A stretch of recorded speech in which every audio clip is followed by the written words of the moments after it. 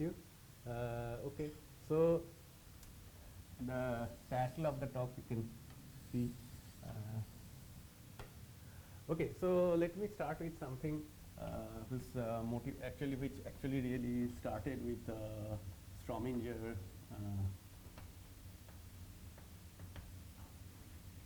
Pastarsky and Shell.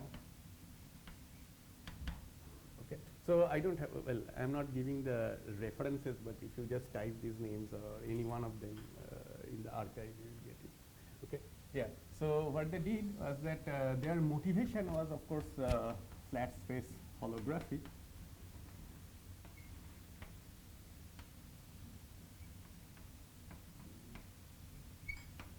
And what they did was that, suppose you are given some scattering amplitude, so they also did it for both massive and massless fields. Okay, yeah. So, but I will just here I will do it only for the massless. Okay, so that's the only difference. So what they did is that, so suppose you are in 3+1 dimension, Minkowski space, okay, and you have a scattering amplitude, which is and say consider a scattering amplitude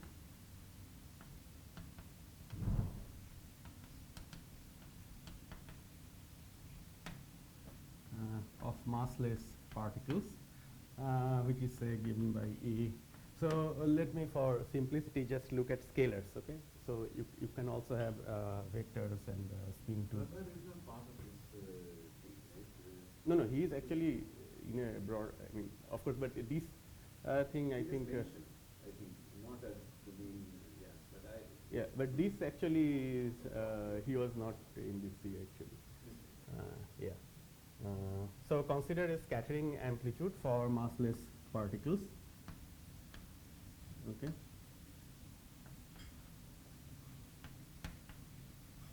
And let's just consider scalars, okay, for simplicity, but I'll show that I mean they also did it, but just for the sake of writing.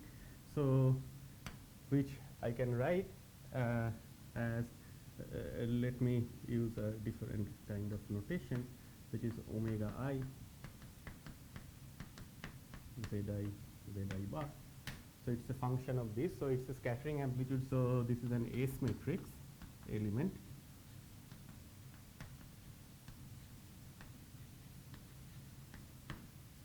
Okay. Now what are these omega z bar? So you have these external lines. Okay. And then suppose some are incoming, some are outgoing, doesn't matter. Okay, and so each of them has a P. So you have this Pi, okay, with I would say P1, P2, something Pi. Okay, these are scalars. Okay, or otherwise you will have P sigma, each of them. Okay, so and since it's an S matrix, so they are all on shell. So Pi square is actually 0. So if you, so you're in 4 dimensions, so let me just write P square. So if you write it as minus P0 square plus P vector square equals 0, and you can write it as P divided by P0 square equals 1, which is actually the equation of an S2. Okay, so this is an equation of S2. Because you have the P1, you have the P1, P2, P3, so it is like x square plus y square plus z square equals 1. Okay, so you have some coordinates like x, y, z, where x you can think of as P1 over P0, y is P2 over P0, and z is P3 over P0. Okay, so this is of course a known fact. So this S2, what it does is that this is essentially the space of directions of the null vectors. directions of the 3 plus 1D null vector. Okay. This is an S2 except at the origin of the light one, at the apex of the light, where yeah. So actually, the point is that here the thing is that it is well. So you actually So So the p mu equals 0 is not part of this thing actually. Okay. So it is actually somewhat like the definition of a projective space that you actually exclude the semester of the game. So in that sense, or you can just think of this as something like this cone, and then you take a cross section of this, and then this is the S2 of the directions. Okay. In that sense. Eventually, of course, you are going to do a lot of stuff about not-weighted proteins, but this is in the limiting sense? No, I'll not be talking about the, you're talking about the soft tier. So you're not going to... No. So their motivation was to actually go beyond the soft limit actually. Yeah. So this amplitude is actually I mean, this is a full amplitude which you have without. So you are not distinguishing between the soft and hard part. I mean, this is just the full amplitude. Okay.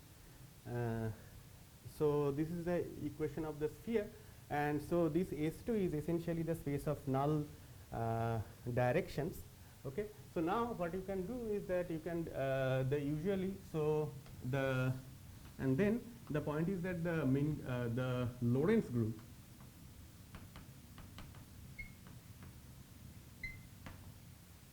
SO3, 1, okay, or actually I'll rather consider SL2C. This actually acts on this space of null directions. Okay, acts on the space of null directions.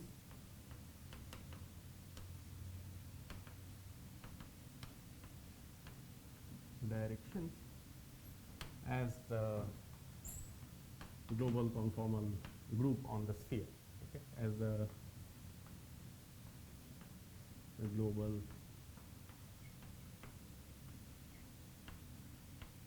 conformal group on the sphere S2. Okay. So, and one way to actually to see this is to first you define this vector P, which is actually, let me just look at this thing.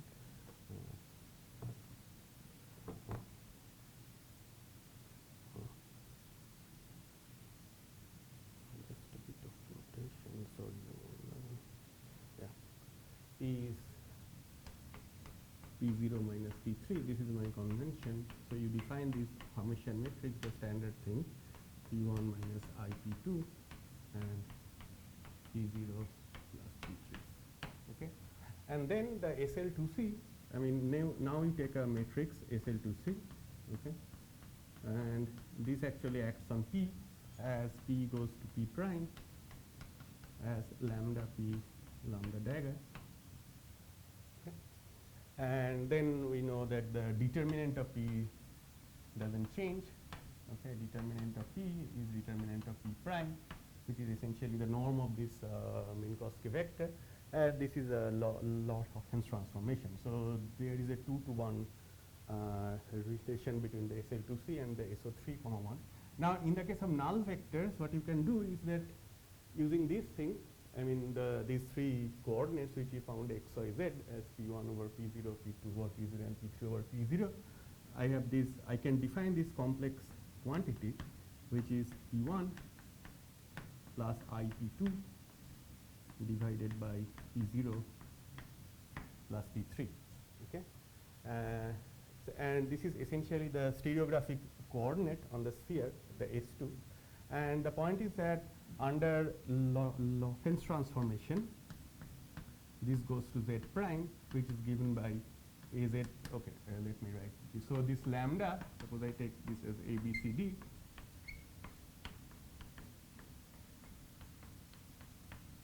AZ plus B divided by CZ plus D.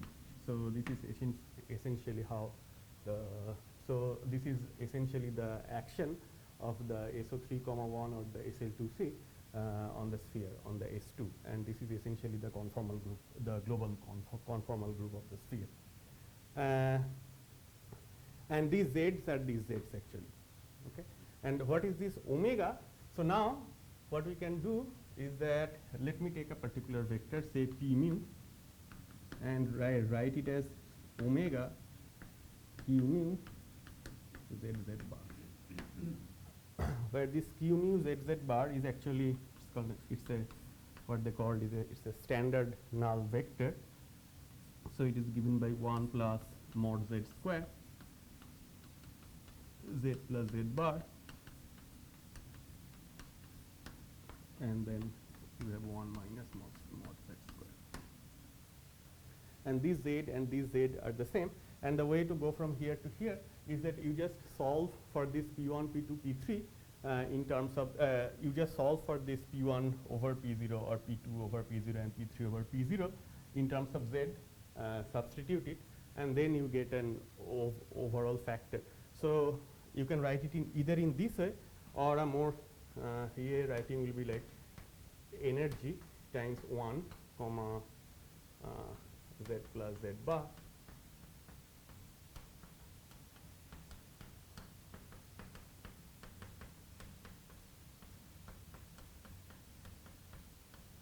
and then I have 1 minus mod Z square 1 plus mod Z square. Okay, so this is, or you can write it as P0.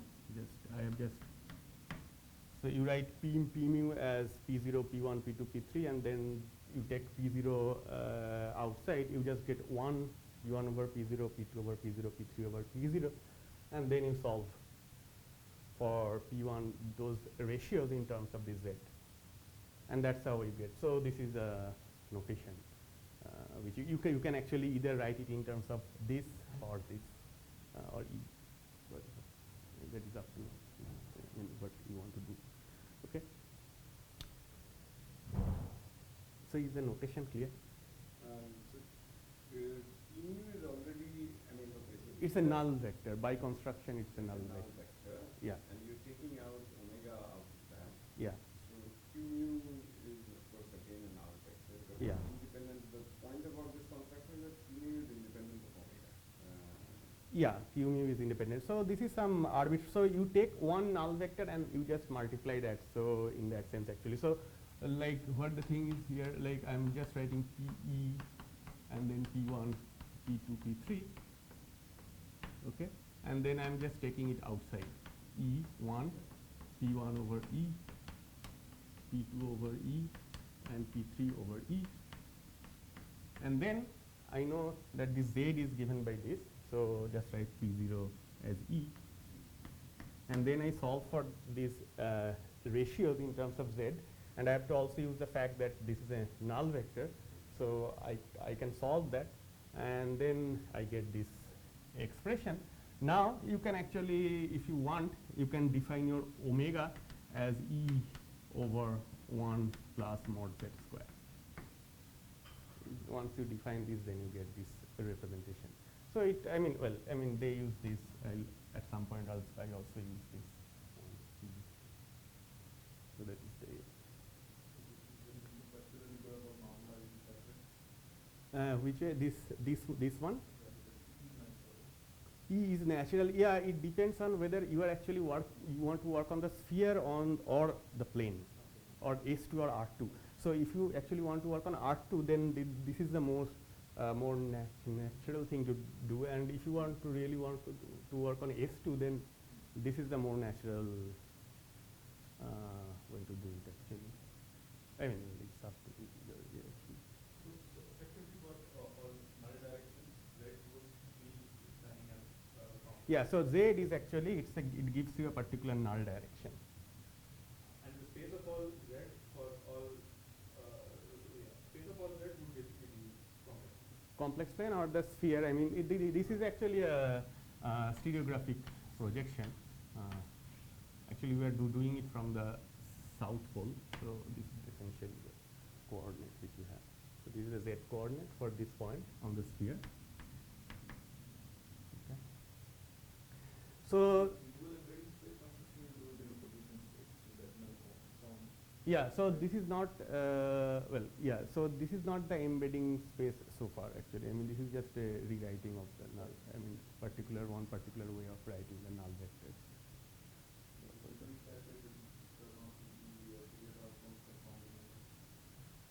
Well, that, I mean,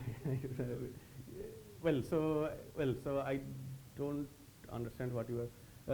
Fourier transformation I will come, but then we'll see. I mean, it is related to that thing actually. Yeah. So I have not. So if the notation is clear, then I will actually just write down the transformation. So now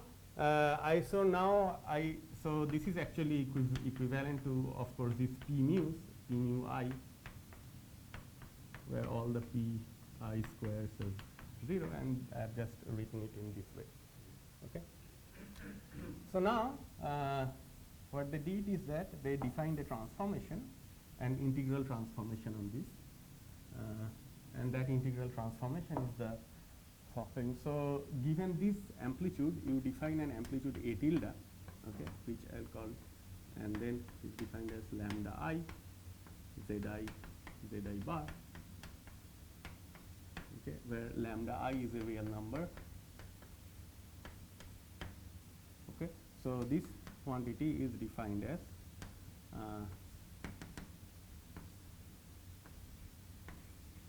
zero to infinity d omega 1 up to say d omega n, omega 1 to the power minus I lambda 1, sorry, plus I lambda 1, this is omega 2 to the power I lambda 2, omega n to the power I lambda n times a, this amplitude which you have here.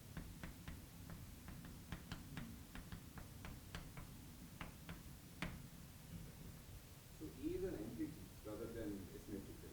You have not applied LSE yet. So what I mean is that otherwise these are on-shell scattering amplitudes. Right.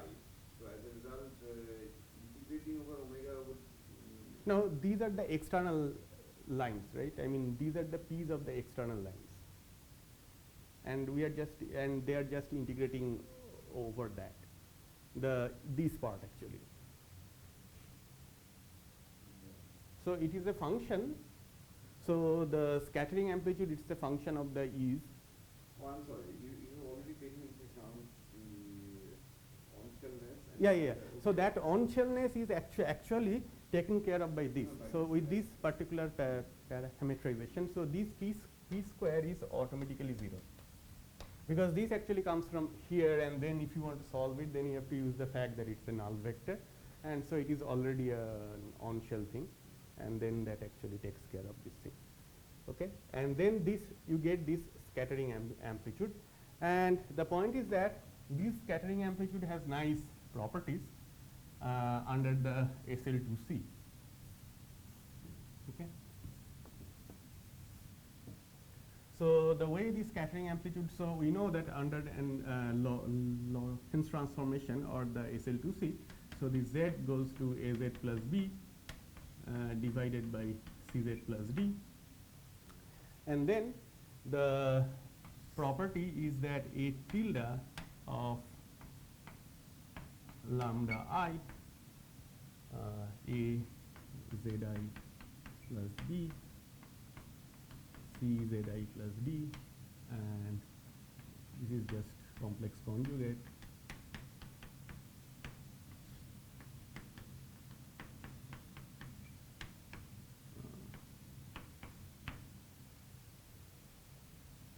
is equal to mod cz plus d to the power this is 2 delta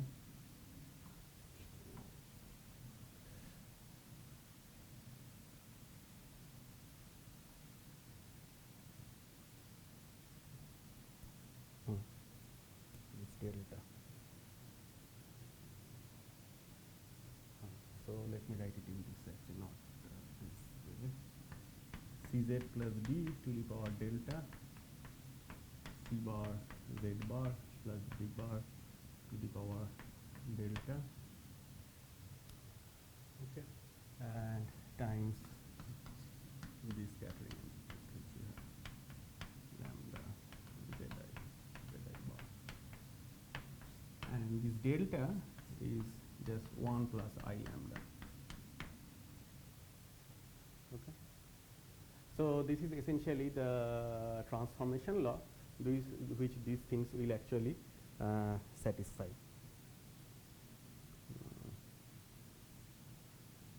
Yes, I think I'm okay. Yes. Sorry. This is delta I, this is delta I, this is zi, this is zi. You have products over I equals 1 to n. Okay.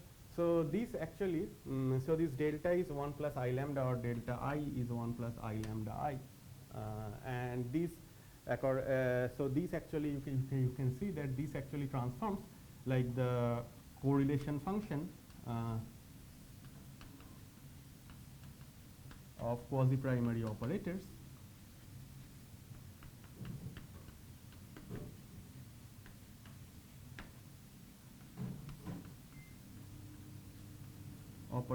of a 2D CFT. This omega by construction was some object which was invariant under the SL2C transformation. No. This omega was not actually invariant. So actually the omega, so actually I should write down so I was planning to write down this thing after this. So the transformation law of this is Q mu. So let me just write this as lambda z bar, where lambda z is actually this thing. So this quantity is actually given by 1 over mod Cz plus d whole square lambda mu Q mu.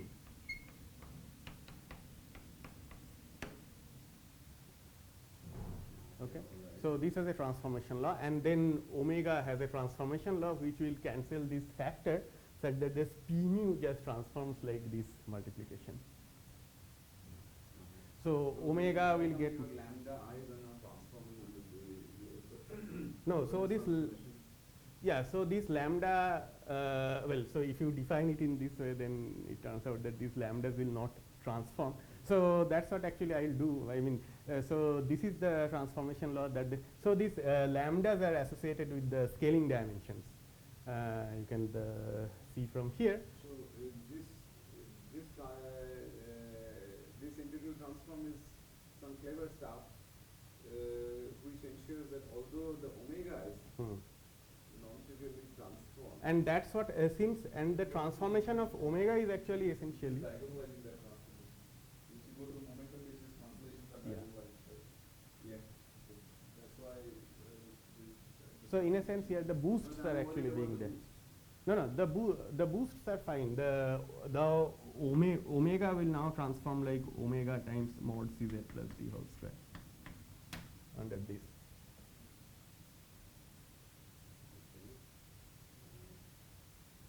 So that's what it's picking up. This and that's how these factors are coming. It's multiplicated. Yeah, I mean it is just the transformation law CFT end point function of a CFT. How do you define this lambda? You are arbitrarily chosen. Yeah, there any number, any real number, arbitrarily chosen real number.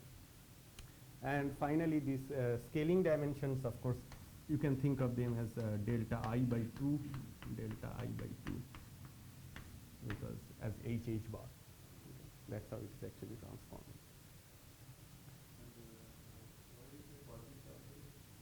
Well, because it is just an SL2C primary in that sense actually, because probably they have also talked about the Virasoro. Well, I mean here there is no Virasoro, but the conjecture is that with quantum gravity it should. You mean at least quasi-primary? Yeah, it is at least quasi-primary. Yeah, yes, that is precisely the thing actually. Yeah. And the point is that I think it is just that in quantum gravity, this is just replaced by dw dz to the power 2h or dz dw. I mean, the standard transformation law of the endpoint functions which we have. What would you have these deltas and equal left hand side? Yeah, so that will mean spin. So I'll come to that actually. So yeah. So this is the thing. So this is the transformation. So this is the PSS. Let me call it this Pastersky, Strominger, Shaw. So this is the PSS transformation, which actually gives you this. So given any scattering amplitude for the massless particles in 3+1 dimension, you get some correlation functions of some conformal, I mean, well, quote unquote conformal field theory on the sphere, on the S2, which is essentially the space of null directions. Okay. So now let me. Yeah, this is actually very similar to Mellin transformation. Of course, I mean it is a Mellin transformation. Yes. Yeah, it is rough. Yeah, it is a Mellin transformation. I think. Yeah. Well, so let me now just.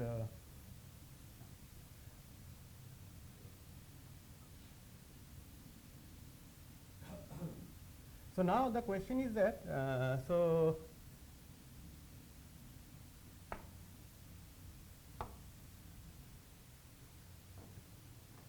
this part is fine. So that's what they define, and now so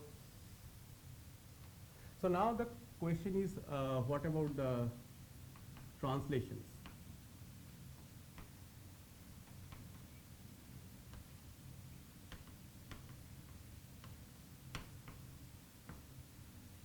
Okay.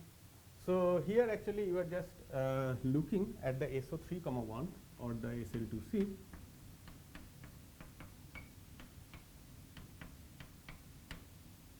Okay. But now the question is that what does translation do? Because the point is that the 4-dimensional scattering amplitude, they are not just invariant under the SO3, 1, but the full translation and Lorentz group. And let me tell you one more thing, which is that, so if you want to come, so this, what this defined is that, so before I come to this, let me just do it. So what they defined is that, so usually the external state wave functions are plane waves, right? I mean, the way we do the scattering and amplitudes. Wave function is just plane wave, right? E to the power plus minus I k dot x. Okay. Now what this showed is that you can actually get this scattering amplitude if instead of this e to the power plus minus I k dot x, what you consider as now the external state wave function, what they call the conformal primary wave functions.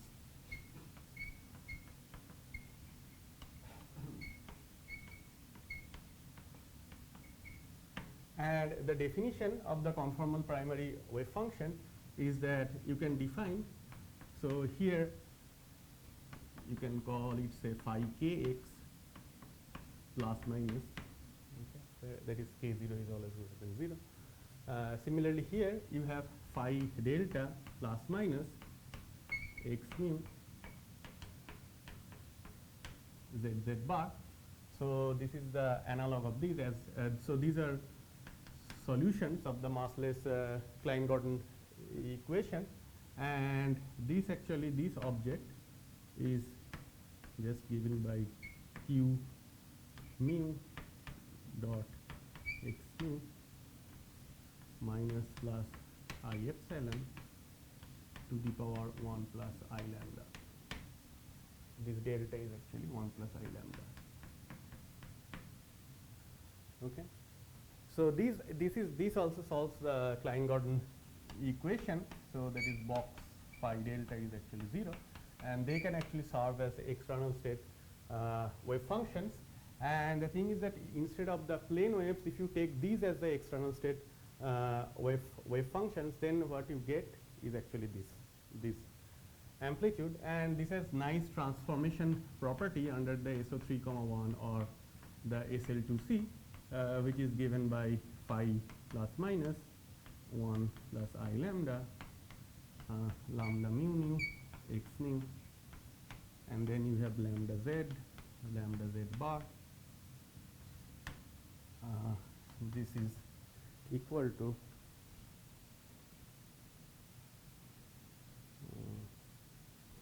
Cz plus d to the power delta, and C bar z bar plus d bar to the power delta phi delta plus minus x mu z bar. Okay. This q mu is just that q mu z bar. Okay. So this is the external state wave function. Okay, which if you use these wave functions instead of the plane waves, then you get this thing, and you can see that this actually transforms like a conformal primary under the SL2C. Okay, as if so with respect to because of this transformation of Cz plus d to the power delta. Okay, so this is actually the. So in order to go back to the original symmetric in that basis, you have to do some kind of an inverse. Mellin transformation. Yeah, inverse. Yeah. So you can actually write down an expansion of this in terms of this plane wave, and then you can invert that thing. Okay. So now let me state the results of the translational symmetry. So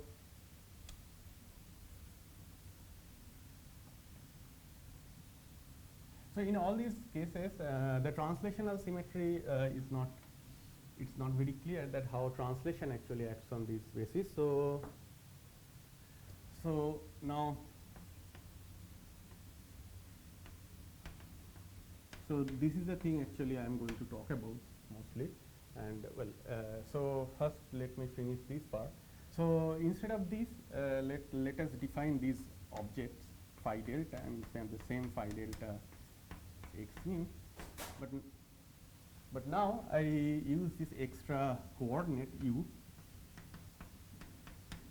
z bar, okay, and this by definition, I mean there is some normalization factor, and then I have 1 over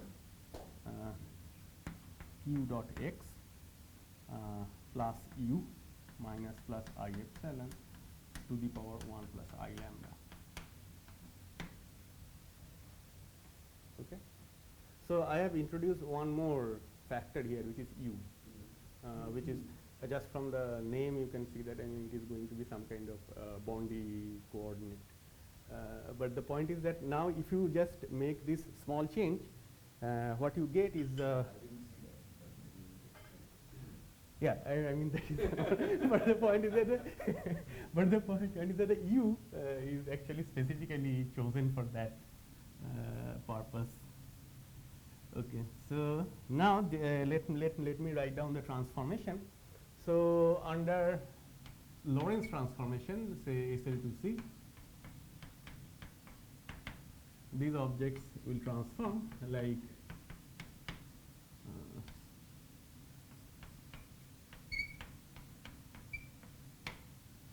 and then this is a transformation property which is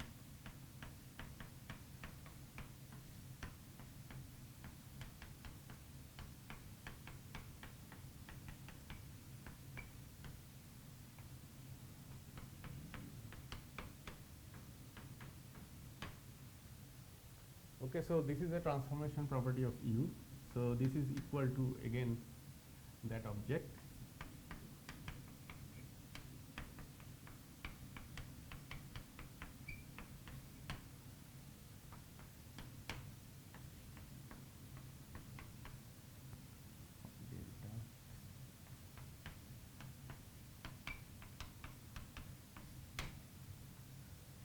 Okay, now translation.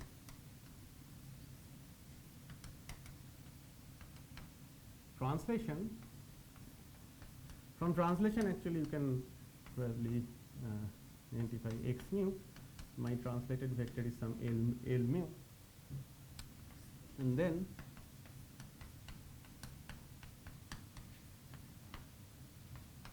under translation the ZZ bar does not change. This is just invariant.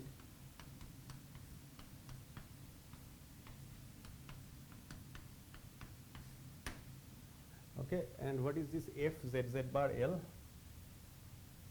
So this FZZ bar L is actually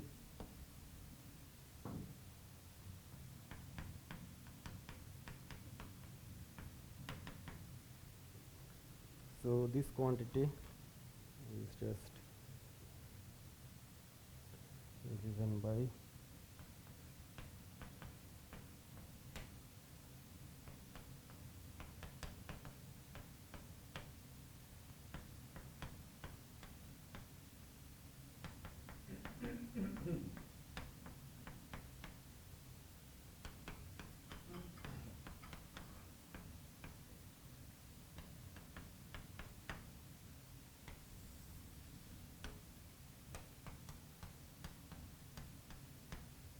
okay. So this is the transformation law. So so now you are transforming U. So you can see that so instead of ZZ bar, now you have this 3 parameter space like U ZZ bar, under which this Lorentz transformation lambda acts as say U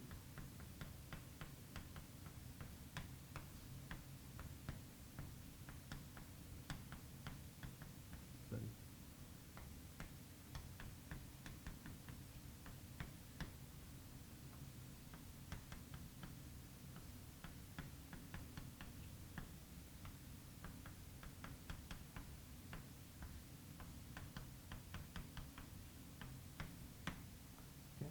and under translation by some vector L,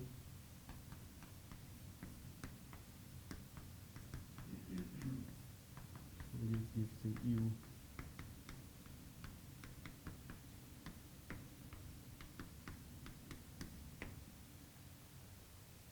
okay. So this is actually the action of the Poincare group at null infinity. If you identify the U ZZ bar with the boundary coordinates, okay. So this U ZZ bar, if you identify with boundary coordinates, yeah, and at null infinity, then this is essentially the action of the Poincare group at null infinity. Now, so let me just write down what are the. So suppose I want to look at the retarded ratio. Yeah, but now actually they transmute to a real space. So that's what is happening. So I will actually come to that by constructing the single particle states, but let me first say, because this is something which actually, well, I mean, this is just one of the results which, so it starts it as P space, but then once you add this U, it actually becomes a full-fledged null infinity. So you can actually go from the P space to null infinity without going through the bulk space-time. So let me introduce this retarded coordinate U. So first I write the Minkowski metric dt square plus dz square. Okay, and dz is not the same as that z actually. So now I use the spherical polar coordinate here. So that gives me dr square plus r square d omega 2 square. Okay, and then if I use this coordinate, then what I will get is minus du square minus 2 du dr, and then I have r square, and I write this is a 2-sphere matrix, so I write it in terms of the zz bar coordinates, dz bar 1 plus z bar whole square. So now here the z is defined as okay, let me x plus iy divided by r minus z. So that is the core definition of the Z. Okay.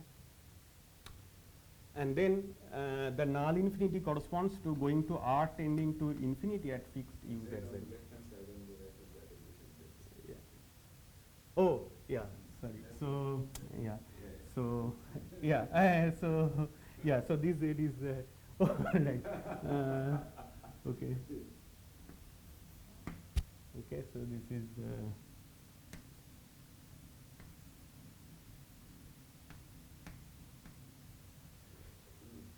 So that is so R going to infinity at fixed u z z bar.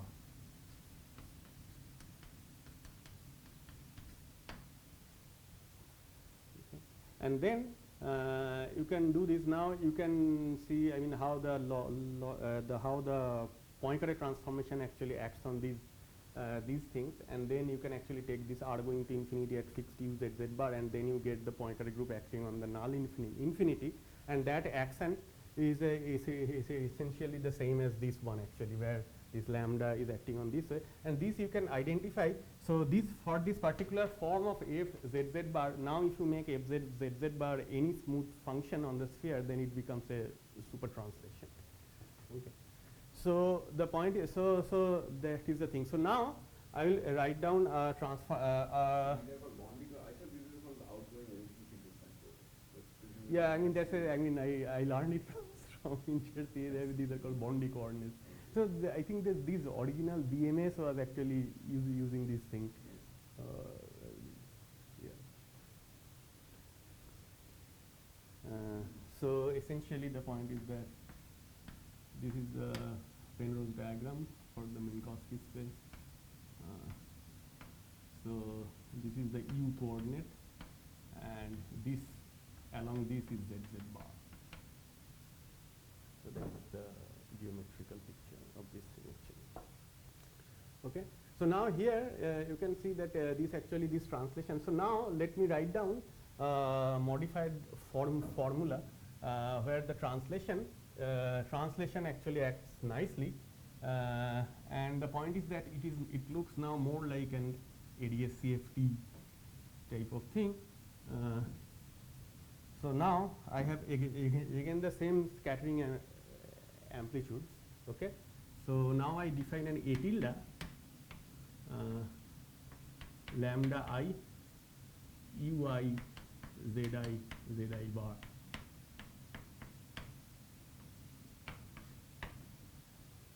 Okay. So this is the same. You are integrating over 0 to infinity d omega 1 up to d omega n, and then you have omega 1 to the power I lambda 1, and then exponential plus minus I omega 1 E1, okay, omega n to the power I lambda n plus minus I omega n UN A omega I zi bar. Okay. Plus minus depending on whether they're in or yes. Exactly. So whether it's positive or negative energy.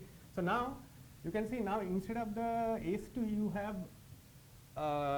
an object which actually depends on points of null infinity. So as if you have I don't know how to draw this. Suppose you have some operators at infinity unitary, and how do they transform? Their transformation law is the following. So I keep this thing.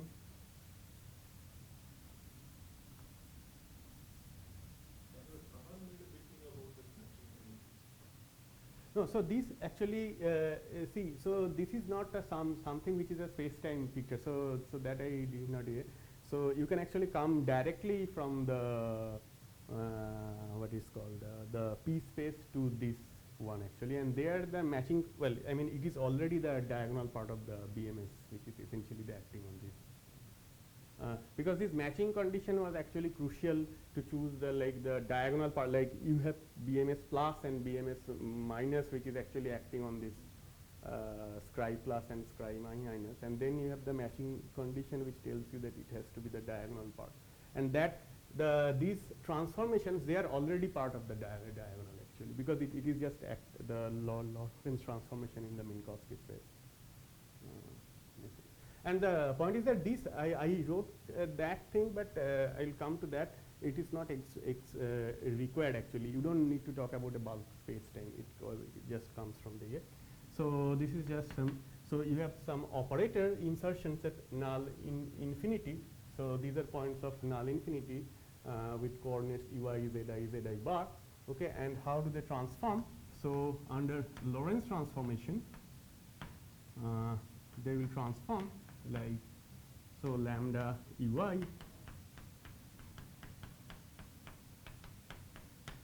zi. So this object is simply c zi plus d to the power delta I c bar zi bar plus d bar to the power delta, and then a tilde. We have this thing.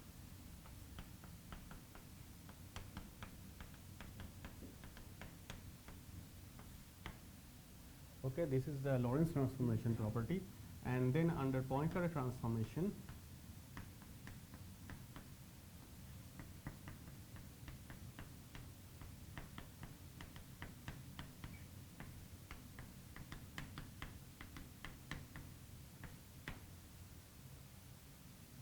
this is just invariant.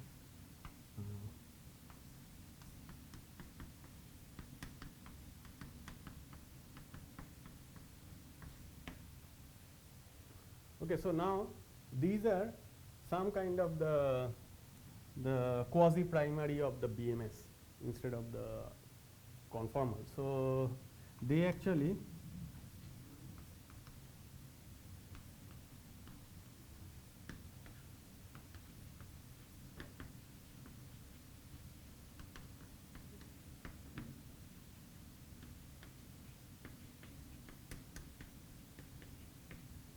and this BMS is essentially the diagonal part by construct.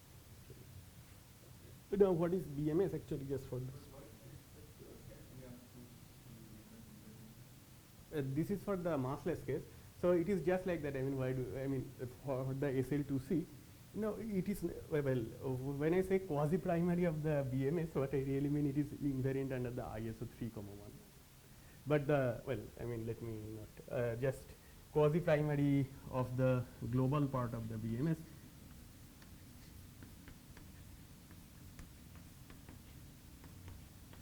That should be the only physical required, right? Yeah, so far, yes. Yes. But the point is that now it is clear that for the massless scattering amplitude, you can actually, instead of the sphere, you can really think about these objects as, I mean, they are actually roughly some kind of objects like phi ui, phi delta I, ui, zi bar, something like.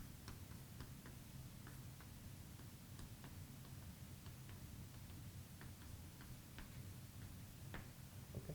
So instead of a 2D CFT, you can actually think of a theory which is defined at null-infinity and which actually transforms under this way. And this actually gives you all these constraints. For example, if you just look at this thing, in this case, like if you have a 4-point function, then that function is non-zero only if their cross ratios of the z is actually real. And that essentially comes from this constraint that you can actually get. The cross ratio of these 4 insertion points of z is actually real. Is it real? Yeah, and that actually comes from here, these things. So generically, I expect 2 cross ratios, but it's saying only on particular locus that space. Yeah, where it is actually non-zero. Okay, but so this is well. That comes from the translation. Translation, yeah, that comes from the translation. So in the original PSS, so they had to impose that condition by using the delta function. Like just by looking at the left hand side, you could not say whether it will be true. But now actually, if you now instead of this 2D theory, you can think of roughly this 3-dimensional theory where then those things are actually inbuilt. Do you know this standard because technology there to complete it? Yeah, so that I'll come to that. In fact, the two-point function has an accidental symmetry, which is much bigger than the. So we normally be thinking about counting the degrees of freedom of these amplitudes. Yeah. Each of these amplitudes for each I Yeah. has this one real, that's this omega I, and one complex, which is good. So that's the same as the counting of on-shell momentum, right? Now, on this A tilde thing, you have this lambda I as well as u I coming in place. No, of so this omega. lambda I is just a like, okay, well, I mean, this is behaving somewhat like the dimension No, of but the scaling then- dimension, yeah. Then I would say that I agree with that, but then lambda I So is this, not an argument no, of this. but the thing is that this u has been put in by hand. So this A is there.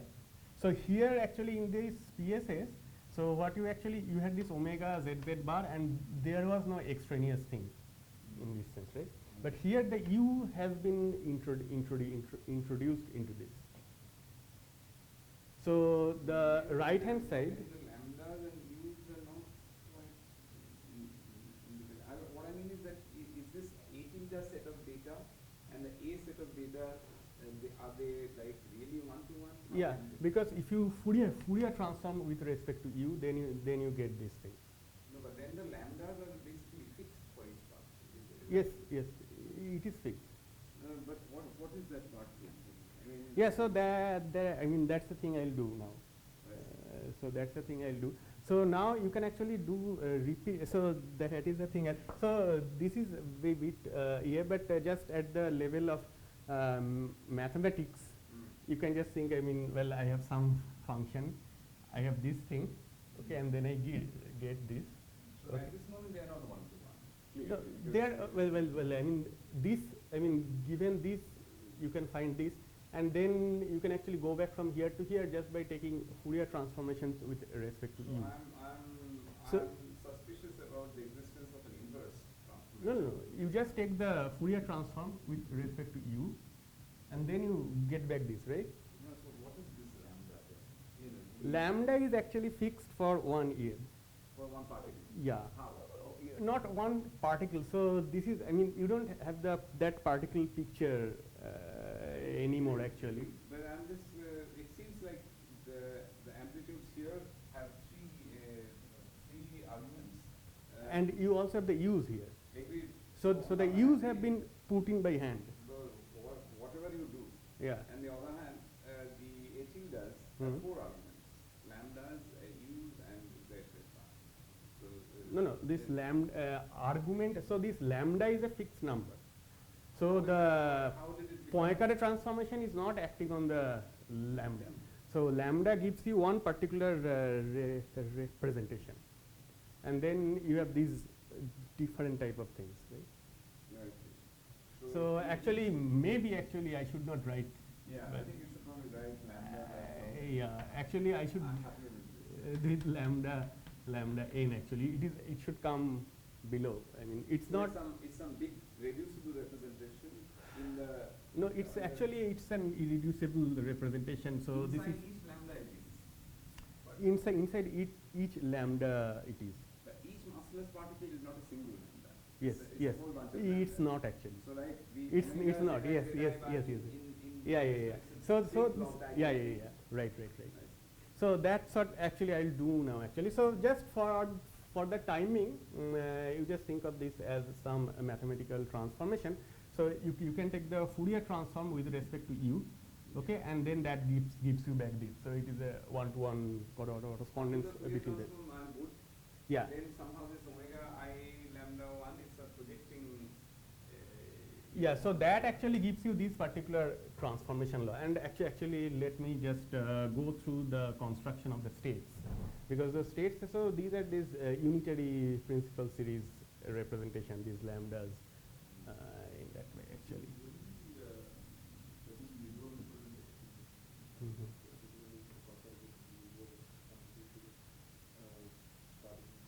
Yeah, yeah. There we don't. Yeah, so that's what I'll actually come. So yeah, so just yeah, so I'll do it now. But so far you have some but you can take the Fourier transform. You can go from one to other. But the point is that as you said, one massless particle is an infinite number of lambda. So it is not a massless. So one lambda is it's not a massless particle in the standard quantum field theory sense. So it is some operator, I mean probably one which is something which you get in this way actually. So let me now just construct the single particle states which actually does this job. So now you're going to tell me the inverse transformation. The inverse transformation is in terms of AT. no, the A in terms of, so here A in terms of A tilde, so that from here to here you can just come by Fourier transforming with respect to U. With lambda, what will do with lambda? No, you just divide them by, so you will have some normalization factors, but up to that you will just get it, right? I start with those guys, which Yeah. are all one. Yeah, so say let's do the Fourier transformation, okay? Suppose I have here something like, and then I'll have minus, okay? Suppose I do the Fourier transformation, yeah, use, and then you will get a delta function of the omegas, and then up to some normalization factor times you will get your A. Right?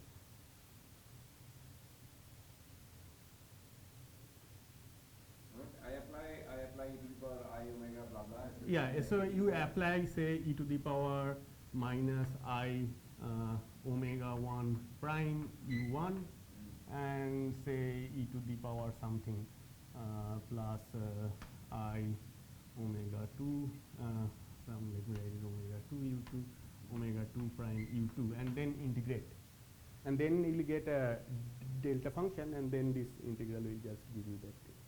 Then you will get a delta of omega 1 prime minus omega 1 omega 2 prime minus omega 2, and then you do this d omega integral, and then that actually gives you this thing.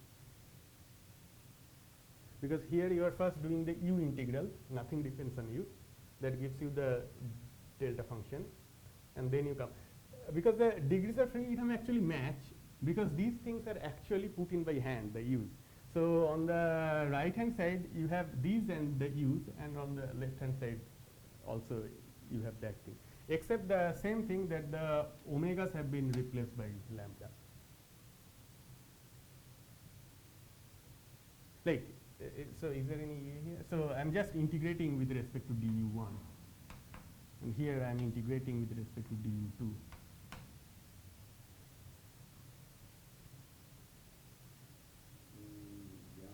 And then you get the delta functions, and then you now you do these integrals. Then up to some factors you get back your A. So what's happening to the lambda Mm. So those are the prefactors that you get, which are also fixed in terms of this outside. So that is fixed in terms of this lambda, which particular. So I don't quite get A of omega z z star, but A of omega z z bar times some star. Yeah. So and then you can just, well, I mean that I have to. No, to reconstruct the original A, what do I do on that now? Well, I mean you just divide that prefactor by this. Not 0. You can just divide this by that factor.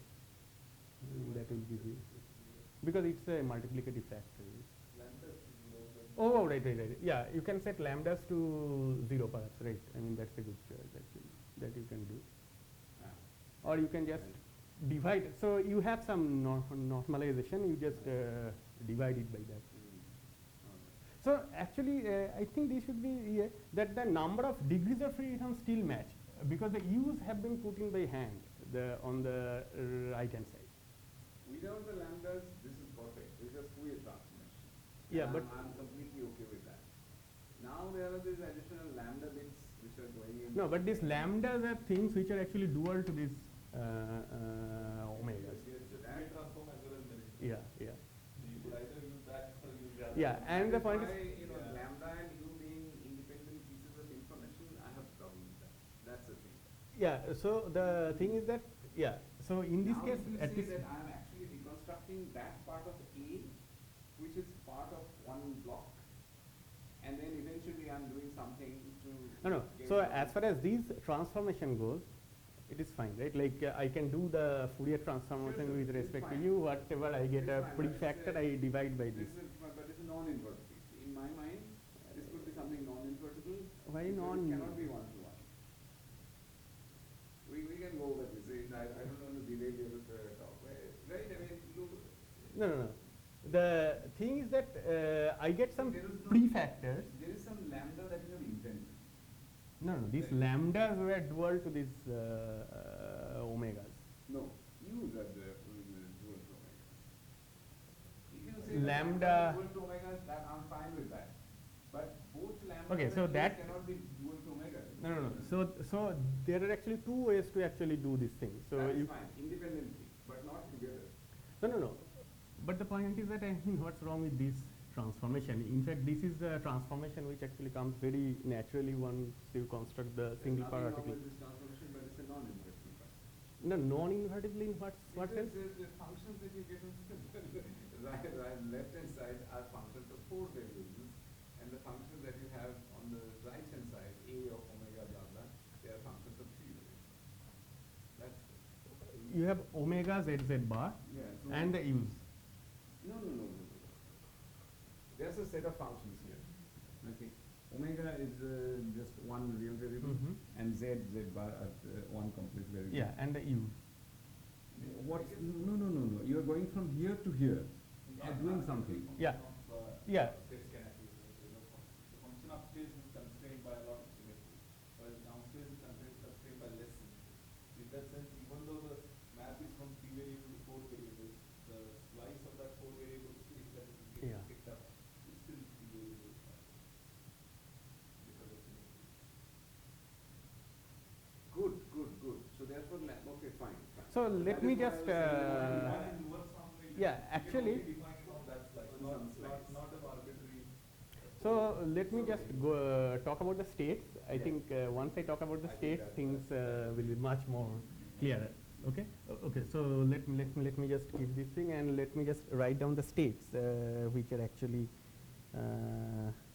Let me write down these states. So.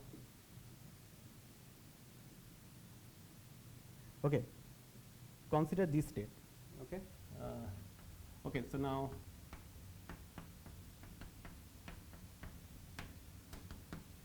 Is equal to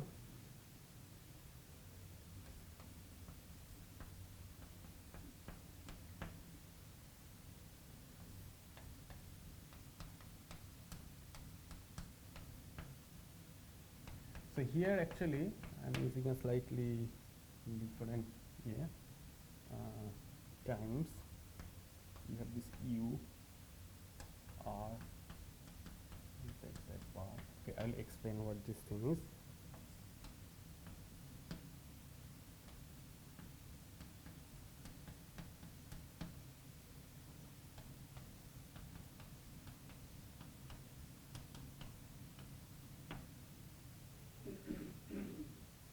Okay, where this u r z z bar, so that is the rotation which is given by this e to the power minus I phi j3, and then e to the power minus I theta j2, and then e to the power I phi j3, and z is essentially this object tan theta by 2 e to the power I phi.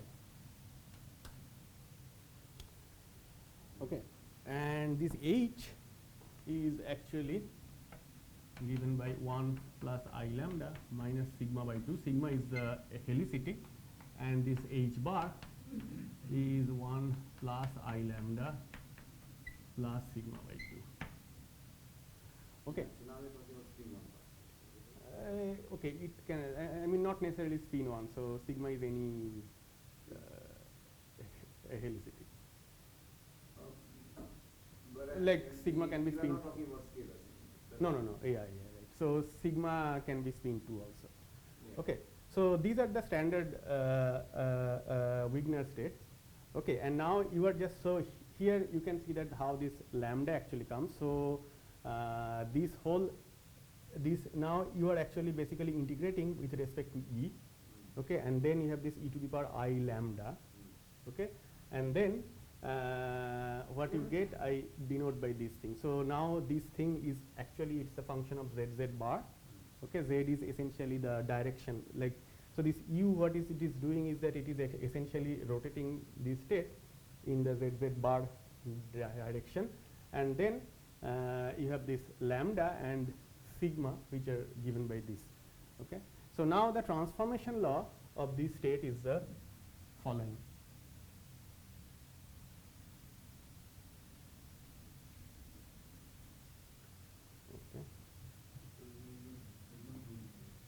No, so far there is no U, but U is actually just the Heisenberg picture states. So that just I'll construct. But the point is that for the time being, let's just look at the SL2C part actually, okay, or the states. These are the single particle states which you have, and then the transformation law.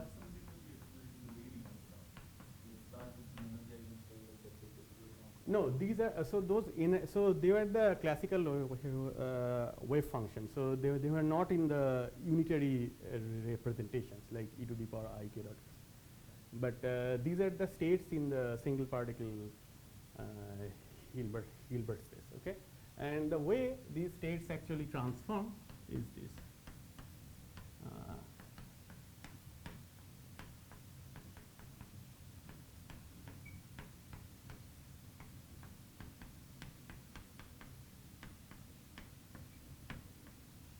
Bar, okay, and then I have H bar.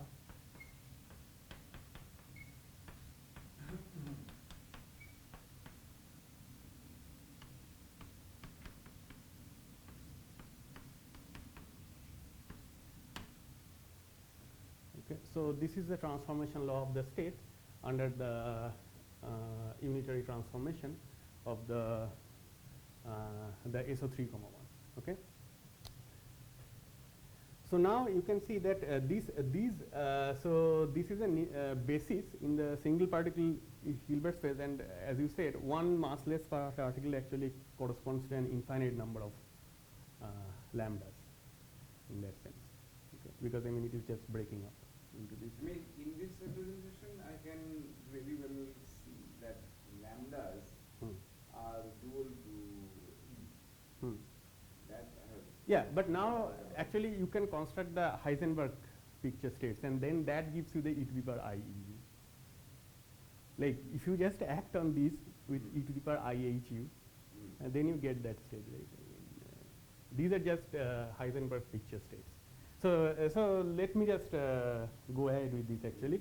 So this is, so I did not express, so and actually Ovijit's question about the little group. So now what you do is that instead of, so in the standard construction, what you look is that the little group of a null vector, right, of a null momentum.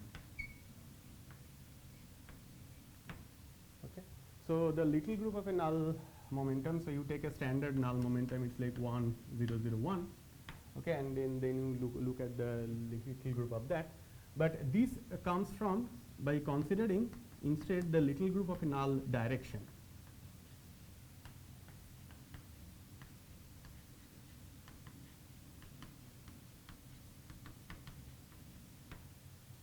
Okay, so if you consider the little group of a null direction, then you actually get this particular basis in the single particle Hilbert space. Okay, and basically,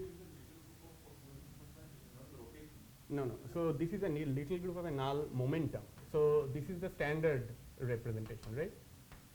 I mean, that's how we construct this representation. Okay, but now instead of this, you consider the little group of a null direction.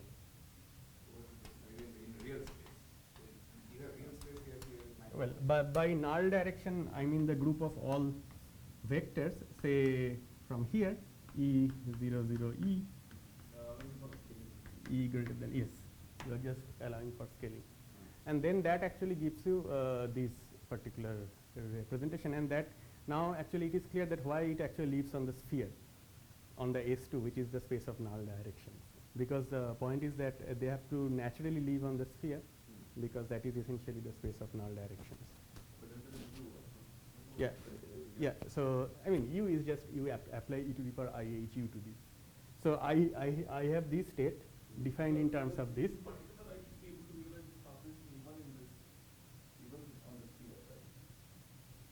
Well, I mean that but the point is that it turns out that it is well.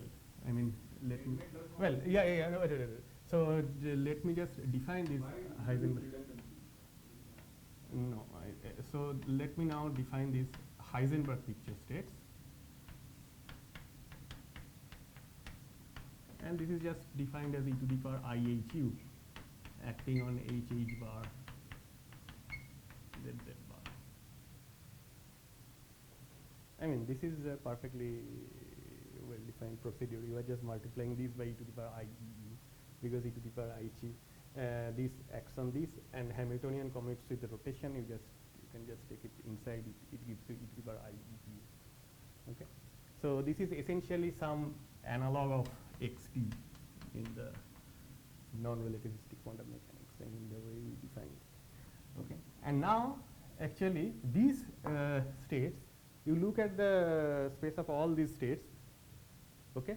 And now, suppose I take this state. So this is some analog of this. Okay. In fact, the completeness relation, which you can write if you use this particular normalization of 8 pi 4 and all these things. So what you write is that d lambda d2z h bar zz bar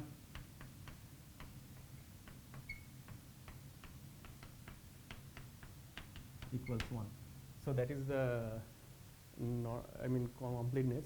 And then with this u's, I mean, we also have the standard, like just like in the non-relativistic here, we have h bar, u z bar, and then we have this.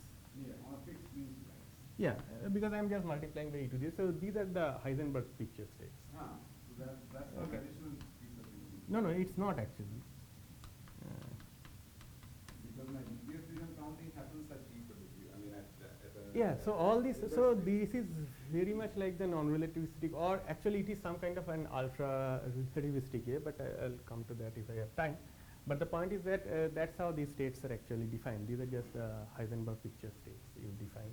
But the point is that these states have actually the nice behavior under these. So now suppose you define these states. So they are not all independent. For example, u equals say 5 and u equals 10. I mean, you can get one state from the other just by time translation. But the point is that but I have the same question. I mean, I don't need to appeal to Heisenberg states or something like that in order to compute. Yeah, but the point is that but the point is that, I mean, this gives you a nice geometrical picture that where these things actually come from. I mean, where these states are located. I mean, that's the actually. I mean, so that's what actually I'll just give me one minute. But the point is, well, I mean, if it can be, it's excellent. But if it can be also realized locally, then I mean, why should one go to? No, I am not saying that this is. But I am just saying that even if you consider these states, then actually it gives you a very nice geometrical picture of how these things actually work. Okay, and this is essentially the thing which you can just work out. So this u lambda acting on.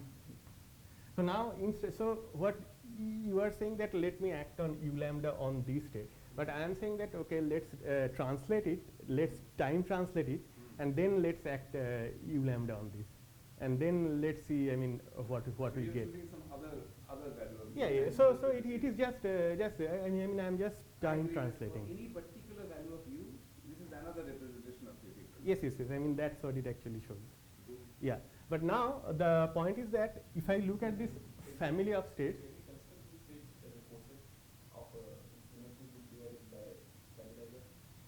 Yeah. So actually you.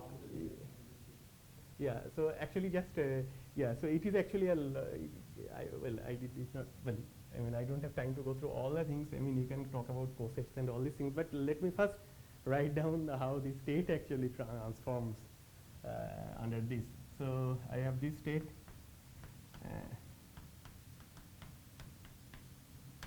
Okay. So how does this transform? This now transform as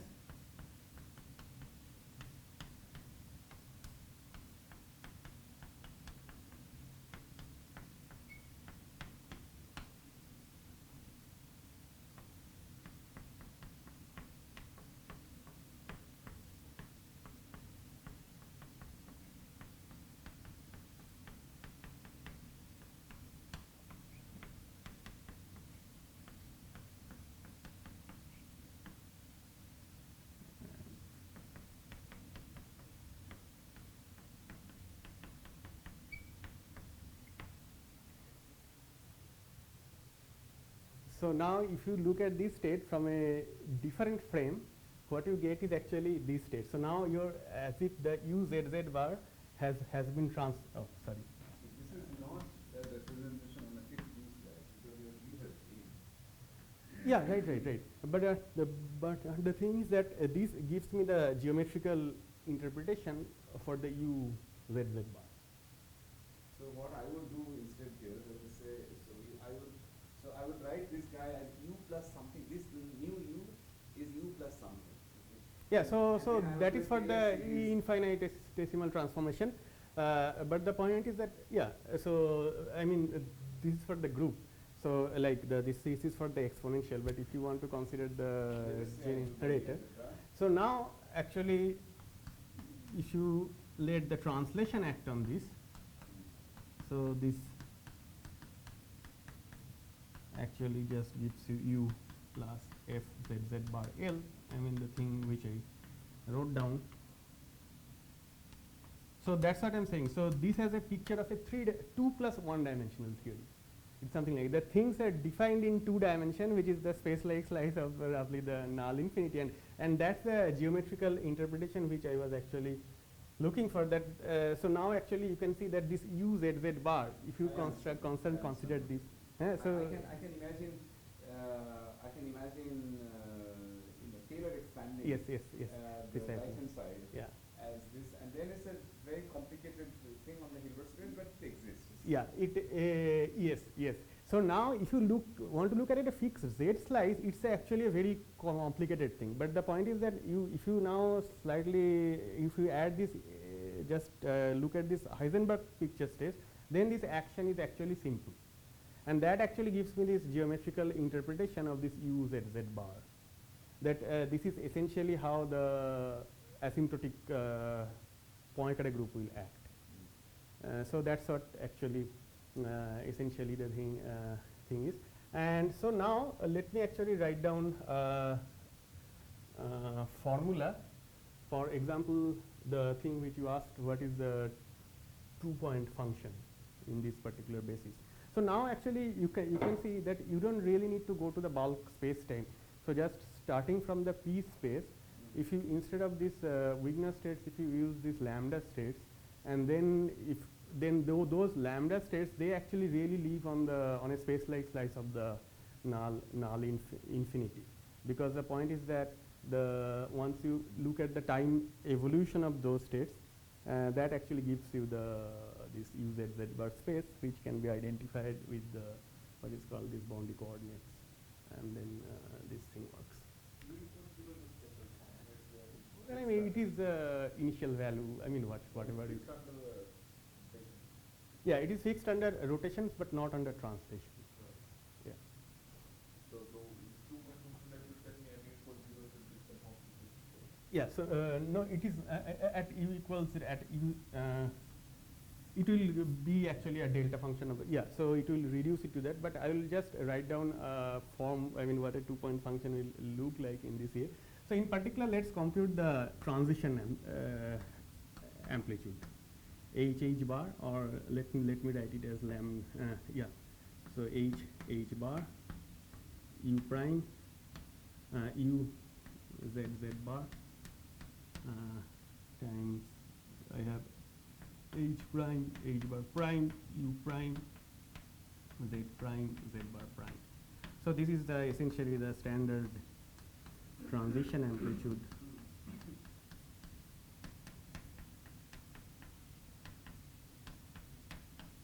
of a free massless particle. I mean, I'm just doing quantum mechanics. Okay, so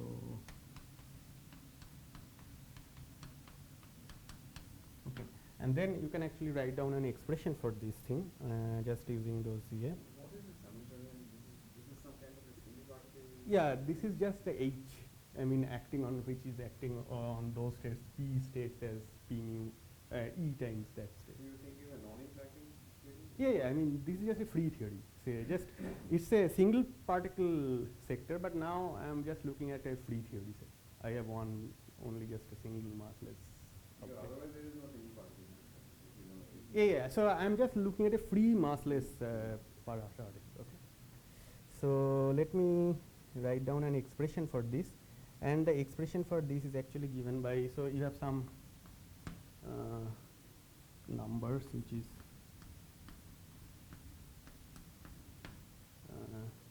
now, but these have some nice features actually. This is the gamma function, and then to the power I lambda prime minus lambda, and then I have delta 2 z minus z prime, and then I have a so minus I times u prime minus u plus I epsilon I0 to the power I lambda prime minus lambda. So this is just a transition amplitude. You can see that this is translation invariance is manifest because of this delta function in z bar. So I translate u prime and u translate by different amounts, but since z equals z bar, they can cancel actually. Okay. So this is the form of a 2-point. I mean, this is generically the form of a 2-point function. Okay. And the point is that that this actually, you can see this is actually now invariant also under super translations because of this delta function of z minus z prime. Before that, let me just ask. Yeah. Just using the ISO 3. Yeah. Is this fixed? No, not because ISO no. See the ISO 3,1, yes, it is fixed. It is fixed. It is the 2-point function is completely fixed by ISO 3,1. Yes. And when I said to you prime equals 0, which is what I wanted to, because that's where the rotation acts in a fixed fashion. The 2-point function of operator and shadow operator. Yeah, actually, you have to take a limit where you can take a limit where u prime goes to u or something like 0. Then actually you can massage this thing and get back this delta function. I think. Sort of the sequence of the operator shadow operator. Because that's the Actually, the point is that this minus lambda prime, as you can see, this minus I lambda prime, so that is the delta and 2 minus delta. Right. Something, yeah, it is actually. But I'm just thinking more in the quantum, like in the more physical way, where I just think of this as a transition amplitude, that a particle starts in this basis, a free massless particle, and then it goes here, and I'll write down the transition amplitude. So you can see that this is actually purely a 2 plus 1 dimensional expression which you have. And now the point is that this is actually invariant. This is just an accidental symmetry. Okay, this is actually invariant under the full super translation also.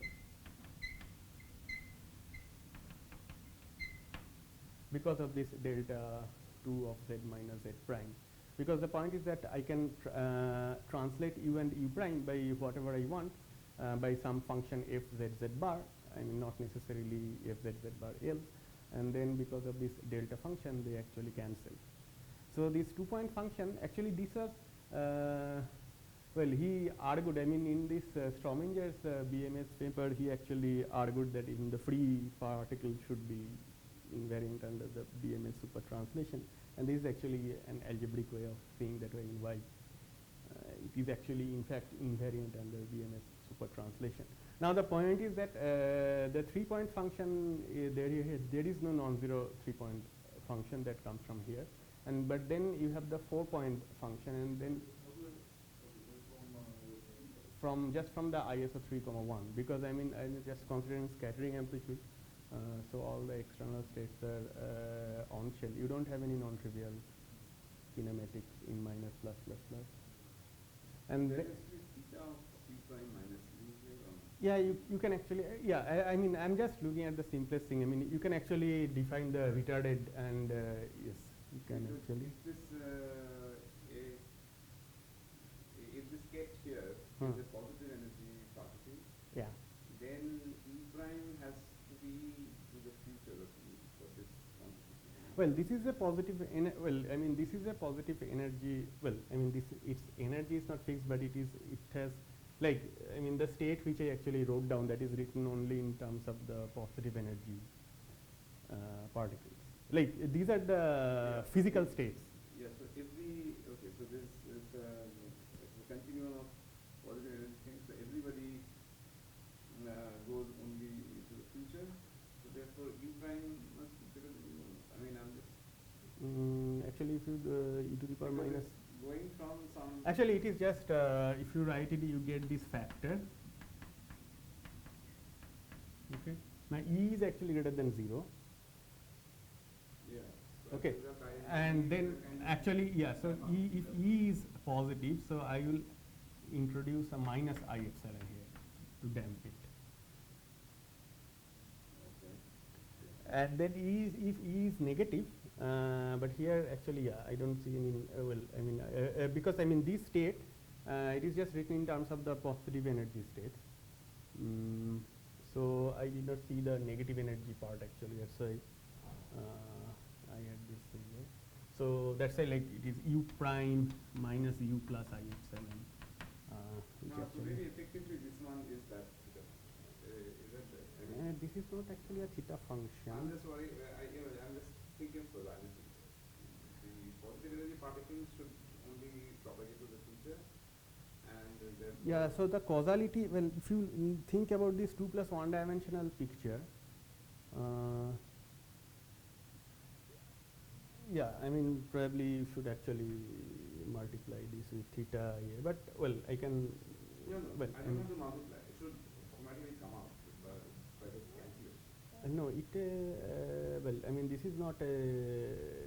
I mean, why do you think that this will just be proportional to theta function? Well, I mean, this is some. I mean, well, if you calculate this, then that's what you get actually. Yeah. Like in the, so this is just the analog. Like I could compute, for example. I'm saying it wrong. E to the power minus I. Yeah, I mean just P sigma, I mean that state actually. That thing, I mean I'm just computing it in a different basis. Yeah. Yeah. Probably something like that. Yeah, so it is minus some IHT P sigma. Yeah. Yeah, so this is essentially, yeah. Yeah. So this has actually, so you can see that this is actually a theory which looks very much like a 2 plus 1 dimensional picture. You can actually write down the free quantum fields. I mean, let me write down the free quantum fields. I mean, well, I think I don't have any time, right?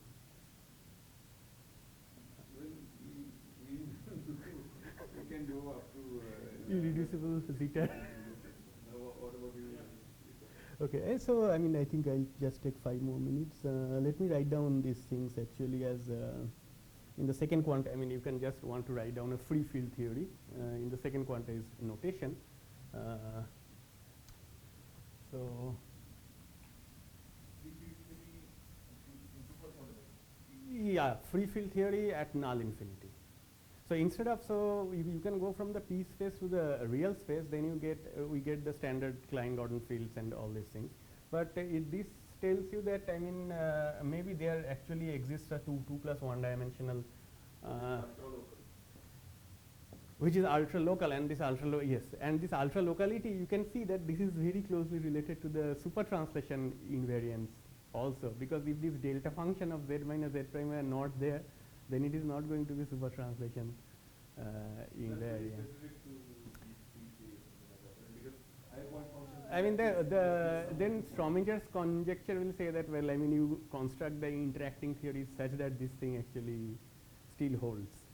I mean, you have to actually construct a theory which is invariant under BMS. Well, if there exists a field, even if just under IOP, someone not under BMS, that's a bad theory. Well, just from the theory point of view, it is fine. But I think if you have, if you want to have the dynamical graffiti in the bulk, then you need to have the BMS act on the states. I mean, well, in spontaneously broken way, but still it acts on the states. So the amplitudes will actually see that. Well, so let me just write down the states, the free field. Yeah, like it's a spontaneously broken. I mean, when the super translation acts on the vacuum, it gives you the soft particles, which are the Goldstone particles.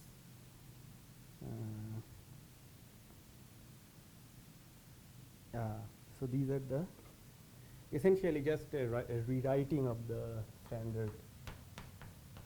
These are the positive and negative energy creation and annihilation fields. These are the Heisenberg picture fields, just to tell you.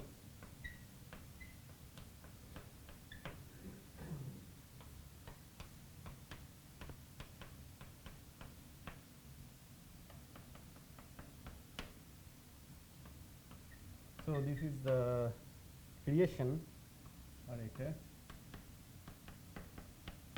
Now you see that this e to the power I e actually comes just from the Heisenberg picture thing. So this is the Heisenberg picture field at null infinity, the creation operator, and A dagger P sigma is the standard creation operator for the P sigma state actually. Okay? And this e to the power I u just comes from here actually. And that essentially appears in the transformation law which I actually wrote. So what I had in mind was that you have these operators inserted at endpoints, these Heisenberg picture operators, and you are looking at a scattering amplitude like this, and then of course you have this A lambda. So, so now you can see that, but these are not the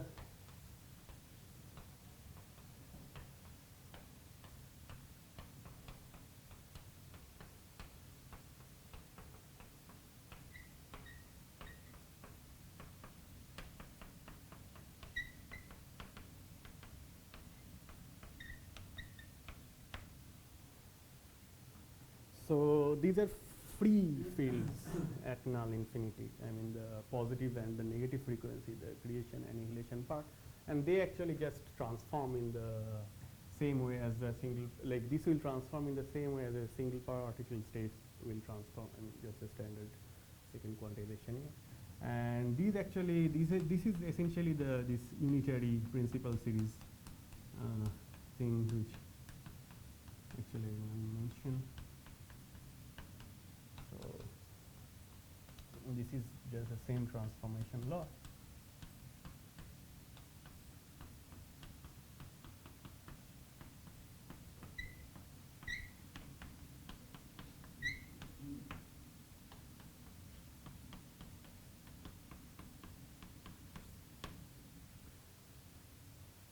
So that is the transformation law under Lorentz transformation. Poincare also actually acts in the same way.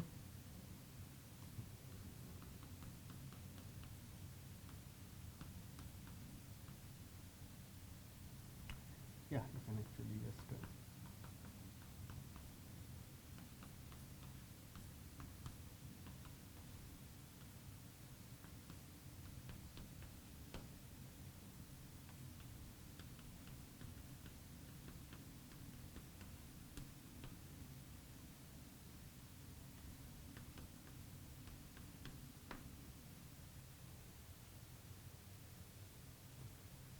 so now you see that, I mean, you don't really need any bulk space time. I mean, you can actually just the way we go from the P space to the X space, we can actually directly go from the P space to the null infinity if you use this principal series representation. So that is one of the things. Well, I mean, that is the that is the thing which I wanted to convey. But the idea would be to do this thing directly in this so this is done at so this is already at infinity, because you have this u z, and you can just look at this transformation law. So this u z z bar, you can yes, all the things at infinity. Yes, yes, exactly, exactly. Yes, yes. Yeah, yeah, yeah. So that is the, and the point is that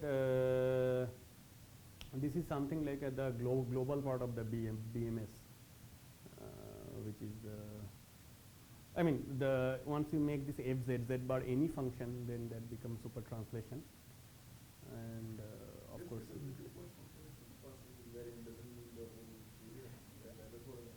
No, it has nothing to do.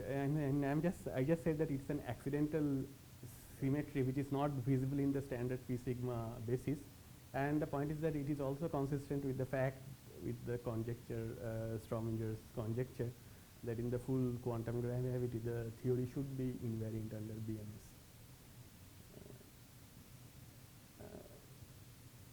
Like this is this representation. I mean, this is probably more BMS friendly. In other way of saying.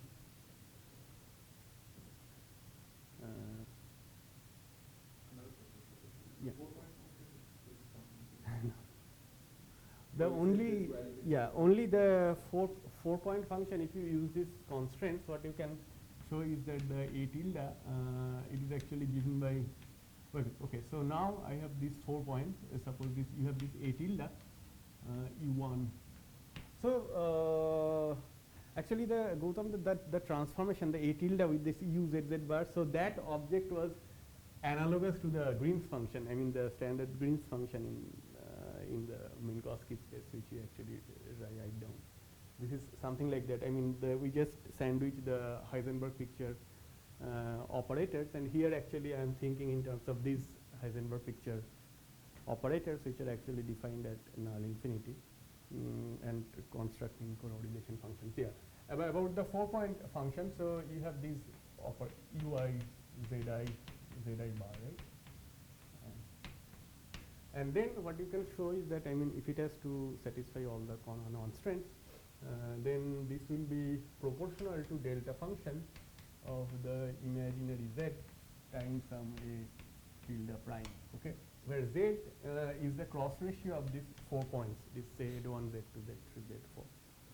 Okay, that also comes if you here. So that this actually follows well, first we make an SO3, 1, SL2C2 actually transform that to Z10 infinity, and then you impose the translational invariance, and then that gives you this constraint. No, it is not. Yeah, in the usual physical space, I mean, it's yeah, but it is not. Yeah. But how come this dependence has been reduced to only one variable? One variable. Oh, there is U dependence also. Z, you have the dependence on Z, Z bar, and the U's. Right. Okay, and the point is that this correlation function is non-zero only if Z equals Z bar. So that is the constraint from the translational invariance. This is how it is. Yeah. But when you say you have the cross ratio of those UI? No, no, no. I mean, there is no cross ratio order. This Z is the standard cross ratio of the 4 But points. you actually that area then you want it to be. Yeah, I mean that I don't know actually. Like what is the dependence on U? But the point is that just to get this thing, you don't need to know the complete dependence on U actually. That is the thing. But you agree, right? Our usual scattering is 4 points. It depends only on 2. So this is not the usual. No, this is not giving you the usual scattering actually. So this is some.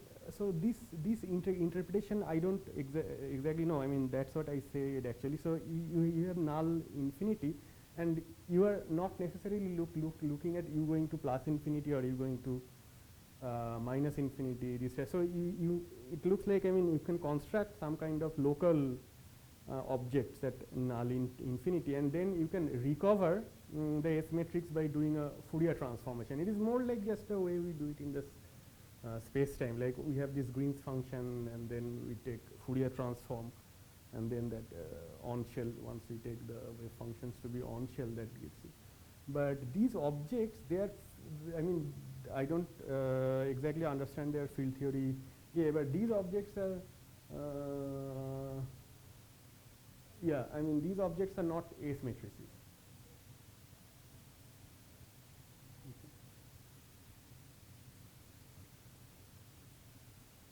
Like, I mean, I have this null infinity, and then actually it is difficult to write down null on a cone and then sprinkle points on the cone. But there is a way to get to do the inverse transform to get that. Yeah, I mean you have to do a Fourier transformation with respect to U. Yeah. Yeah, no, I'm saying, but then you have to do the Fourier transformation with respect to U. But these, if you just look at this, okay, so this is not the S matrix actually. So that's what I'm trying to say. These probably does not have any ready analog in field theory, something like. Yeah, I think. Yeah. So from the point of view of representation theory, I mean, okay, so this U is your holographic direction. No, this U is just the time. The holographic direction is the R, right? But you need two, isn't it? No. It needs to be. Well, so the point is that it looks like actually you need one. Because the point is that, I mean, you have R, U, Z, Z bar. You take R to infinity, and here the things are defined at null infinity. But you gave a representation of the SL2C part of this thing, which was basically just on Z and Z bar. Yeah, but then if you, but the point is that then you also have to look at the how things change with time. Okay. And then if I look at the states. You mean the super translation in No, time? no, not super translation. I'm just in time? yeah, just the translation in time. But So that's Z. that's just an action of the H operator. Yeah, but the point is that the U, which is dual to H.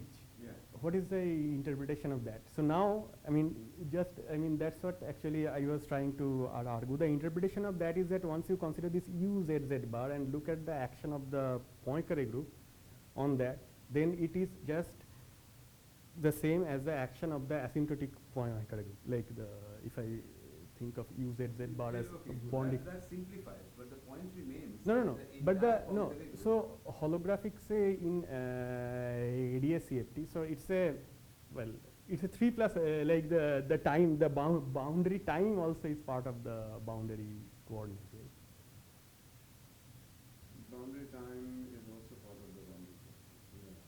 So if I want to see things evolving in time, it's an autonomous system. It does not care about the bulk. I mean, just like the n equals 4 super Young-Mills theory. So it's a 3 plus 1 dimensional theory. Similarly here, it has a 2 plus 1 dimensional formulation, but which is not invariant under the ISO 2,1. So it has an invariance under the 4 dimensional Poincare group. The time, I mean, the dynamics of the holographic, I mean, whatever, with, I mean, if whether it exists or not, no one knows. But whatever the time evolution, the time part of the holographic theory is also part of the holographic direction, right? I mean, that's a standard convention, isn't it?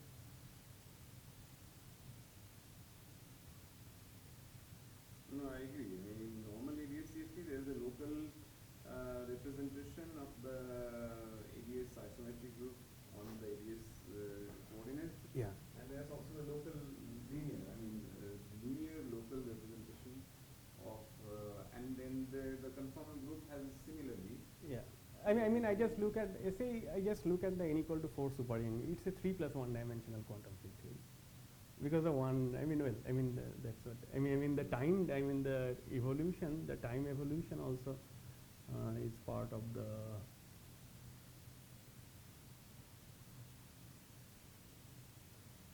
That's true. That's true. But if I look at the unitary representation of the conformal group on the Hilbert space of n equal to 4, Yeah, then it. Then I can always construct it on a particular. Yeah, so slice. here also you can do it. The thing is that all the things can be done locally or non-locally at the, like I have the states. Like I have the states which form a complete set, and then I can insert, I mean, I can compute the matrix element of whatever I want. But then the point is that then that was not very, well, I mean for me, I mean that was not very geometrically satisfactory because I see your point. I see your point. Yeah. You have to bring in the U because otherwise I have to do a Taylor expansion in U. Yeah, so it is just easier to write in terms of U, and then you see that U has a nature, I mean U Z Z bar, I mean if you talk about the 3 coordinates, then that has the nature of the boundary coordinates at null-infinity. I mean as far as the, it's as far as its transformation under the Poincare group is concerned, and all these things.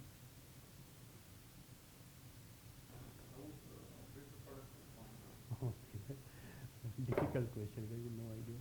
I mean, you just free. I just talk about free field theory. I mean, that is the only. And the point is that no idea. Yeah. Yeah.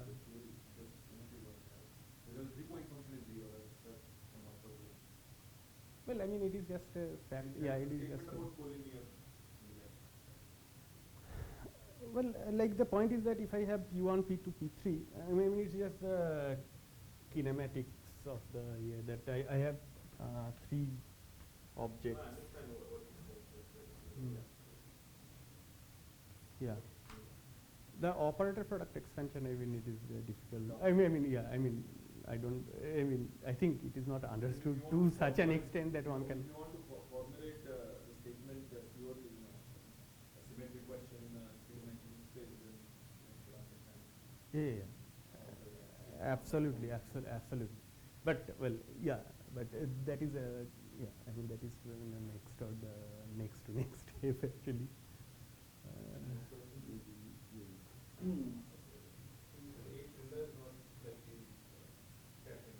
The A tilde is not a scattering I mean, A tilde is not an well, even the. No, see, the thing is that the thing which I said, like if you take the full Fourier transformation with respect to the U's, suppose somebody gives you this thing with this particular transformation property, then that will, up to some normalization factor, that is going to give you a scattering amplitude. All these things.